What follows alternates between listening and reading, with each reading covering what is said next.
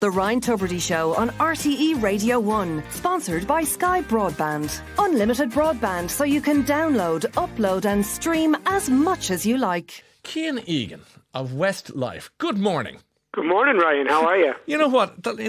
We have spent some summers up with you, hanging out, watching you surfing. Of course, we'd never surf, but watching the waves and what different times we live in. Are you in Sligo or where are you? I am. I've been in Sligo since the start of lockdown, you know. No better place, thankfully. You're no better place because you're within your zone of 2, 5 and now beyond. You can still surf away, I take it, could you? I could, yeah, thankfully, you know. Right. I'm within the 2K of the beachfront and other surf spots around Strand Hill, and you know, it's been a blessing, really, to be honest with you, Ryan. I'm not going to lie. It's really kind of been a saviour for us, not just for me, but for my little guy as well. My whole family, you know, being able to be by the sea and be at the beach and, you know, kind of have that lifestyle. We've been very, very lucky indeed. Yeah, it's a funny thing that people like yourself who live in certain parts of the country who are almost apologising for having that freedom. Yeah. Because so many don't, you know. And you do feel bad, I'm not going to lie, you know, you do think about people who are living in places of big cities like London and Dublin and places like that, and in apartment blocks, and, you know, I used to live in an apartment block myself in London, and, you know, it would be very, very difficult, I can imagine. So, you know, my heart certainly goes out to those people living in lockdown in that scenario, you know. And how old are your kids now, Cian? I have an 8-year-old, a 5-year-old and a 2-year-old. So tell me... 3 little boys. 3 boys, and tell me how... 3 boys and you and your wife, obviously, how you survived or how did you get on with the school learning and all that? Are you a good teacher? That was the toughest part, I'm not going to lie. You know, I think trying to get the 8-year-old to kind of focus in and having a 5-year-old and a 2.5-year-old running around, that has been the most difficult part. So we did a bit. We didn't do a huge amount. You know, the principal from the school was very, very good. He was sending out letters once a week kind of saying, listen, you know, do what you can. You know, everybody's in the same position. Don't feel under pressure, even though you do feel under pressure to do something, you know, and I'm sure every parent out there with young children have felt under pressure. So, you know, we did. But then there was a second side to it where I have been home. I have been able to kind of like practice, you know, his guitar with him, get him in the water maybe twice a day when the surf has been good. So his surfing is coming up an awful lot, skateboarding an awful lot, you know, the things that he really loves. To be able to have the time to do that with him and to be able to have, you know, with all of them actually, because the 5-year-old is doing it now as well. I think that time has actually been priceless. So again, you know, he said to me, my older boy Koa said to me the other day in the car, you know, I wish things would just go back to normal. And I said, well, okay, buddy, think of it like this. Your normal would have been you in school all the time. We wouldn't have had this time together. Daddy would have been gone off on tour with Westlife, you know, and you wouldn't be surfing the way you're surfing. I said, so there is a silver lining to it all. Now, I know that hasn't been the case for so many people around the country and around the world. So, again, you do apologise and feel bad for that. But it's been a different kind of education for kids. I agree. You know, and in some ways, you know, I keep talking to lots of the 6 classes around the country and saying you're the class of 2020, and although you've had a tough run of it, you have a war story and one that involves you, like you describe it, for not, as you say, we have to keep qualifying because we don't want everyone saying, oh, it's not the same for everyone. We get that. But where you can, in your case, you can surf or skateboard or whatever. That's, you'd never have done that in another world. No. It has been very, very interesting. I think, you know, the first part of the lockdown as a family, you know, I mean, my lifestyle has been very, very different. You know, I wouldn't get up and go to work every day. Yeah. So I would be here for a few months at a time and then I'd be gone for a while and then back. So we had a little sense of that before, but to be just the 5 of us and nothing else for a very long time, I mean, that has been amazing. And just kind of like, you know, being a real family unit and knowing what that is, to be a real family unit, you know. But again, you do kind of think about all the people around the world who don't have that, and you have to think about the people who are living in difficult situations. You know, there's been lots of unfortunate things that have happened throughout the lockdown as well for people. So, you know, you've got to, all those things do really come to mind. Do you, or Jodie, of course, with like family in the UK, and was that difficult? Yeah, we haven't seen any of Jodie's family, obviously, since the whole thing started. Being in contact, obviously, you know, FaceTime and all that with Grandad and things like that. But, you know, what can you do? You know, we had my 40th birthday through the lockdown. My my 5-year-old's birthday was through the lockdown, and you just kind of, you get on with it, and you just go, well, you know, like you said, I'll never forget my 40th birthday. It might have been completely different. It was beautiful, actually, because I had a big group of friends do a drive-by down at the front of the house, and, you know, they just all drove by one after the other, beeping their horns and waving out the window and balloons, and, you know, Shane and Mark came out with their families, and, you know, all my local friends from around Sligo and family and stuff like that, and it was really touching. It was really emotional. You know, I was nearly crying. My wife had organised it all, and it was absolutely beautiful what she organised. You stood at the gate, did you? And they all drove by. Yeah. That's great. Like I did, you know, and my next door neighbour had put balloons up on the fence and stuff like that. It was just, you know, and I'll never forget that. That's something that you'll never forget, you know. Yeah, for sure. And because you had been on with us not too long before the lockdown with the Late, and you were talking about a massive tour.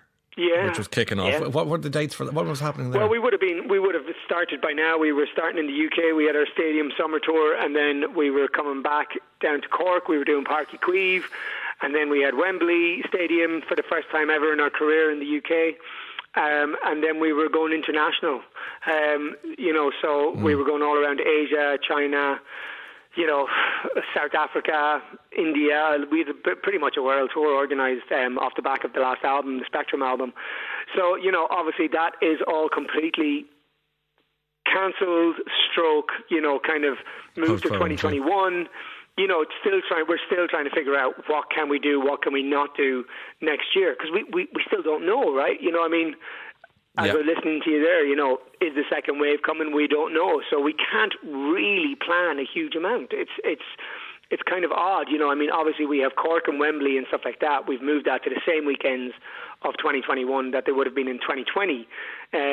But apart from that, we're kind of scratching. Well, the management and the promoters are all kind of going, well, you know, we can't really say yes, let's do it all, because we don't know. And even, like, I was looking at a picture in the papers today, Kian, of an artist singing, trying to do a kind of mini stadium thing. You know, there's 5 people here and there's 4 people there. And I admire their sense of adventure and sense of ambition to do it. But I can't imagine what it must be like for the performers or the crowd to really get into it. I mean, from a performance point of view, I think being up on a stage in front of anybody is worthy, right? But from an audience point of view, we all know what it's about going to a concert. It's about being able to kind of jump up and down and have your arm around your friends and sing along and, you know, be part of that crowd atmosphere, you know, and have that big cheer when the lights go up and, you know, all of those different things. That's what a concert is about. And I think, you know, when concerts do get back together, and concerts will happen, you know, I know this is a tough, kind of weird time for everybody, but it will happen again. I'm pretty sure of that. Well, I'd like to hope so anyways. But, you know, so I suppose we've just got to live with the memories that we have from the past and look forward to more in the future. And I would imagine when we do get there, it'll be even better, because, you know what it's like yourself when you take something away for a long time. That's what everybody wants. Yeah, it's so true. I keep calling it the big yellow taxi. You don't know what you got till it's gone. Yeah. We're living in that world. Now, this Friday night, there's a massive, big event. RTÉ does Comic Relief. And you guys were kind of meant to be performing and doing stuff for that, but you've decided to do something arguably even better. Well, you know, I think the one thing about Westlife, since we got back together, we want everything to be something special, and we want it to be an event. So we thought, rather than coming on the telly and just doing a regular performance of Westlife in a studio or wherever it may be, is like, you know, how do we think outside the box? How do we make this an event?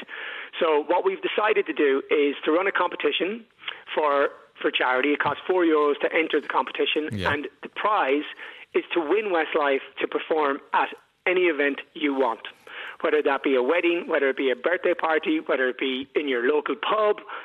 It's your choice. If you win the prize, wherever you want us, we will be there and we will perform for you at whatever event it is that you want.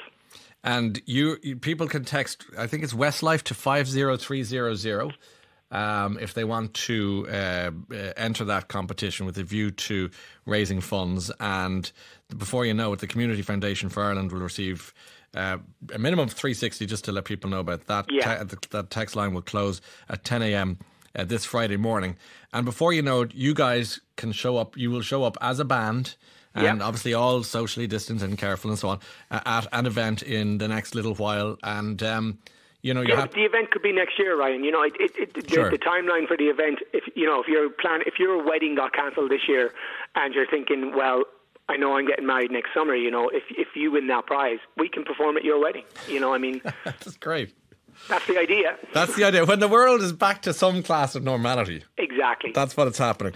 You sound like a man who's had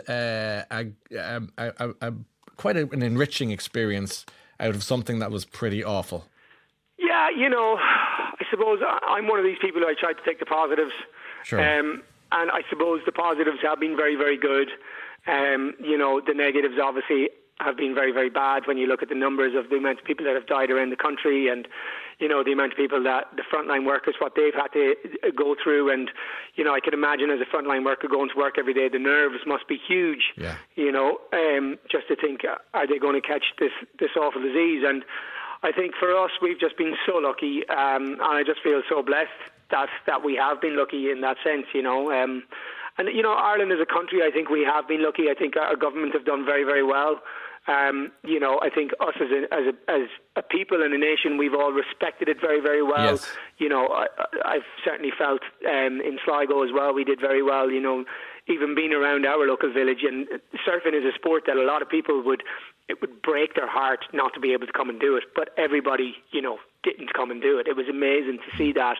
So, you know, and even yourself, watching yourself on the Late Late and listening to you in the morning, you did an amazing job. I think everybody who listens and watches the Late Late thinks that as well, Ryan. So thank you for that as well. And everybody that has done their job. I mean, it hasn't been easy to try and keep it all going. So well done to everyone. Keep the message going. Yeah, I'll pass that on to the gang. And thanks for saying that, Kian. And listen, we wish you well with the family and with the band. And that's a great initiative to get involved in the RTÉ Does Comic Relief on Friday. Text Westlife to 50300, and before you know it, they'll show up at your local pub or your living room or wherever it might be once the world is back to some class of normality. Kian, mind yourself. We'll see you up in Sligo soon, I hope. Thanks so much, Ryan. Take it easy for now. Take care. Bye for now.